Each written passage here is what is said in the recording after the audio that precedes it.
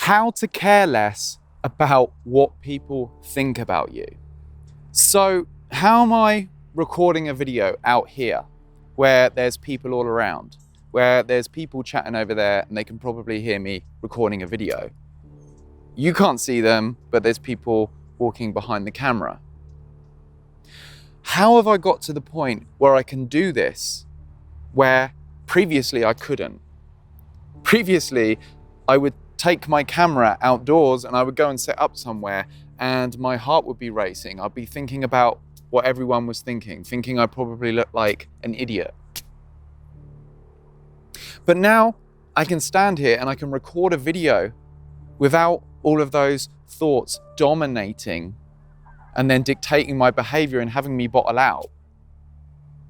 And obviously the same thing applies to when we want to maybe talk to that person that we want to talk to and introduce ourselves. When we want to break the habit of being insular and not talking to anyone through the day and start actually making conversations with the people that we come across day to day, even if it's just the barista in the coffee shop. It applies to so many situations. Now, the key here is awareness. The key here is being in a conscious space where you're aware of the sensory field around you and your own awareness. Now, what does that mean? Because a lot of people, when they try to get present, when they try to get aware, they try to use their thoughts to do it, right? So they start thinking, well, I must try and make myself present. I must try and make myself aware. How do I do this? And of course, that's just generating more thoughts. That's just generating more anxiety and more frustration because you're trying to use your thoughts to get out of your thoughts, and you can see how that's not going to work. So the key here is not to use your thoughts, but to use your attention, to bring your awareness into your sense perceptions, into the life that you have in front of you, into the auditory field, the visual field. Because then you can notice thoughts that are coming up and telling you you're in danger, or that you look like an idiot, or that you're going to make a twat out of yourself. You can see that those thoughts are just one aspect of what's in your awareness. See, when you've got your attention contracted down onto thought, you become the thought and you act out the behavior associated with it, right? But when you stay as awareness, you start to see that thoughts are only just one aspect of everything that's going on in your awareness, and you get to choose which ones to believe. You recognize that these thoughts are coming up in order to protect you from millions of years of evolution. They're coming up because in the past, speaking out of line or doing something that upset the tribe, saying something wrong, may have had you exiled from the tribe and may have led to death. So the same mechanisms are still in place now.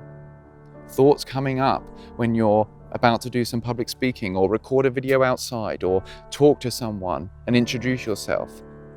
Thoughts are coming up. What will they think of me?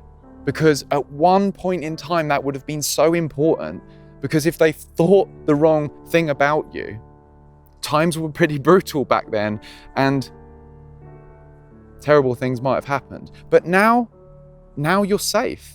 I'm recording a video outside. I'm safe. Yes, some people might look at me. Yes, some people might think things in their head. But I'm safe. I'm not in any danger. And so I can reconcile my thoughts. I can realize that the thoughts that are produced are just there to protect me. But now I don't need to listen to them. Now it's going to be okay. So first, practically, you can look at the situation you're about to put yourself in. You can decide whether or not, and sorry about the police siren, whether or not there is any practical danger to you. And once you've decided that, once you've decided logically it's going to be okay, which in most situations it will, in most situations you're perfectly safe, then you can realize that your true self is awareness and not the thoughts that arise within awareness that you usually identify with and act out. You can stay as awareness and notice that thoughts that arise within awareness cannot harm, modify, or limit what you essentially are.